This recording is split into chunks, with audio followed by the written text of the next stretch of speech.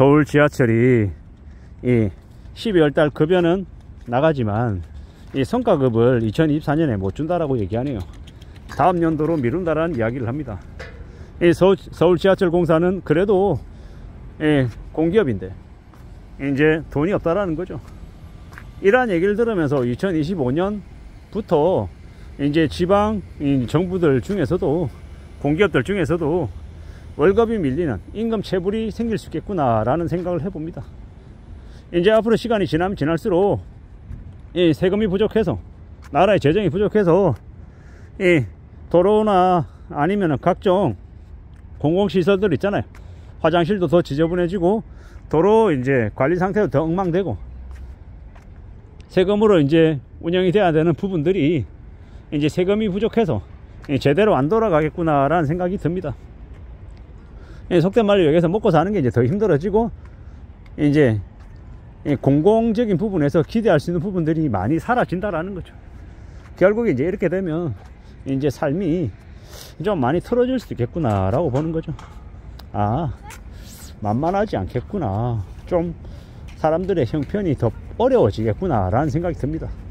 공기업이 지방정부가 공무원들에게 혹은 공기업의 직원들에게 급여를 늦춰준다라는 얘기, 임금을 못 준다라는 이야기가 나온다라는 건 이제 사기업들은 이제 훨씬 더 심할 거다라는 거죠. 이미 사기업은 신세계든 롯데온이든 아니면 뭐 SK든 뭐 삼성이든 계속 인력을 대대적으로 줄인다는 이야기가 계속 나왔죠. 그리고 이제 인력 감축한다는 이야기가 너무 많이 나오다 보니 사람들이 그다지 그 이야기에 별로 놀라지도 않습니다. 그런데 어떻게 됩니까? 어떻게 살아야겠습니까? 이제 결국 스스로 살아가는 이 삶의 이 대비를 누가 해야 되냐? 내가 내 스스로 하는 거 말고는 없겠다라는 겁니다. 가족들하고 의논하고 어떻게든 내피해야 된다라는 이야기를 하고 잘 적응하고 잘 좀 받아들일 수 있게끔 분위기들을 만들어야 된다라는 거, 그거 말고는 답이 없겠다라는 생각이 더 드네요. 살아가는 우리의 현실이 참으로 어렵겠구나 라는 생각을 더 하게 됩니다. 어떻게 살아야 되나, 나에게 어떤 해결책이 있으려나 라는 걱정, 염려, 이런 것들이 계속 생기죠.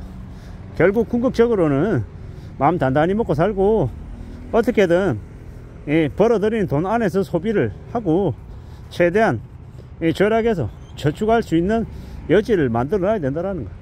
그래서 매일 꾸준하게 매달 돈 아껴서 저축해서 통장에 잔고가 늘어나는 그런 재미를 느껴야 된다는 겁니다.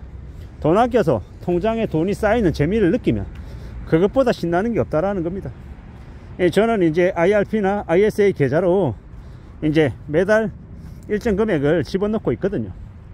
그걸 보면서 생각합니다. 아, 내가 나중에 만 65세 혹은 그 이후의 나이가 되었을 때 연금 두둑히 받고 노년에 삶을 좀 여유롭게 살면 좋겠다, 이런 생각을 합니다. 그리고 내가 언제까지 일할지는 모르겠습니다만은 그 일하는 동안은 부지런히 열심히 일해서 나의 존재감도 좀 찾고 삶을 좀 잘 좀 다듬어 가야겠다, 뭐 이런 마음들도 가지고 있는 중입니다.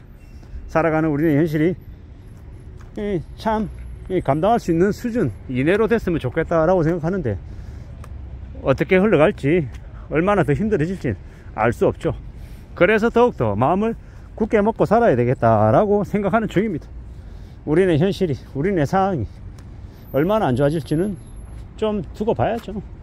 특히나 2025년 트럼프 2기 정부 들어서고 나면 관세도 이제 팍팍 붙는다는데 그 때문에 물가도 눈에 띌 정도로 올라갈 것 같은데 어떻게 해야 되지 라는 생각을 수시로 하죠.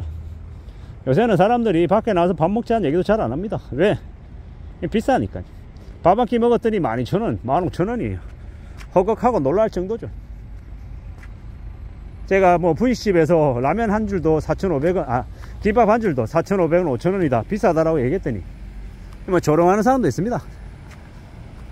뭐 세상에 별놈들이 다 있으니까요. 또라이들도 많으니까 김밥 한 줄 5,000원이다 라는 이야기에 뭐 이래저래 여러가지 이제 의견들을 표하는 사람들도 있더라고요.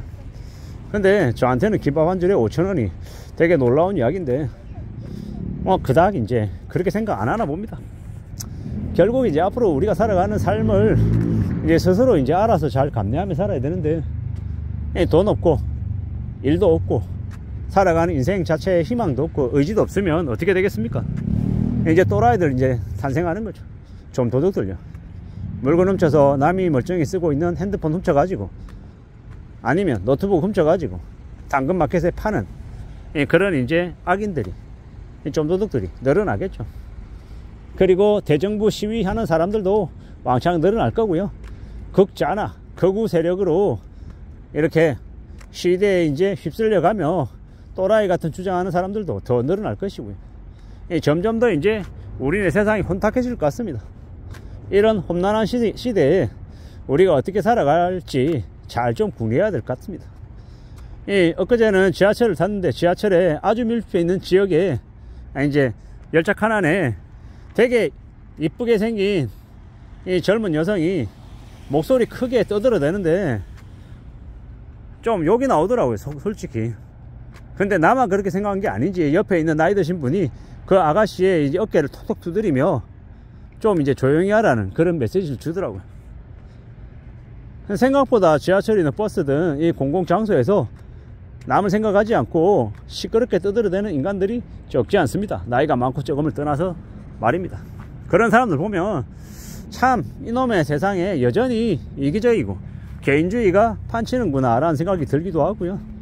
요새도 겁나서 괜히 말도 못 하겠는 거죠. 괜히 말 잘못했다가 뭐 성추행이님은 이상한 거에 연루돼 가지고 되게 곤욕 치를까봐 말도 못 하는 겁니다.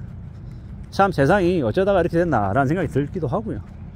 결국 우리네 보통 사람들의 삶이 더 힘들어지고 사람들이 돈이 없고 먹고 사는 문제가 해결이 안 되니까 사람들이 더 이제 극악스러워지고 예민해지고 공격적으로 변하는 것 같습니다. 이런 시대에 우리가 살아가고 있기 때문에 더욱더 안전하게 살 길이 뭘까를 잘 좀 생각해야 될 것 같습니다. 조심하고 또 조심하고 함부로 나대지 않고 나에게 주어져 있는 일을 좀 더 열심히 하고 사는 거, 그게 아마 제일 안전하고 필요한 모습이 아닐까라고 생각하는 거죠. 결국 얘기하다 보면 이 지금의 세상이 꽤나 무섭다 아니면 우려스럽다 라는 생각도 많이 들고요. 혼란스러운 것도 사실인 것 같고요. 2025년부터 좀 새해부터 좀 우리네 보통 사람들의 삶이 괜찮아지면 좋겠는데 뉴스를 찾아봐도 아무리 봐도 행복한 뉴스, 좋은 뉴스보다 되게 우려스럽다, 안 좋다, 위기다, 경기 침체다, 소비 침체다, 소비 실종이다, 뭐 이런 얘기들만 자꾸 나오니 사실 좀 눈살이 찌푸려지는 것도 사실입니다. 하지만 어떻게 하겠습니까? 현실이 그러한 것을, 현실을 외면할 수는 없지 않겠습니까?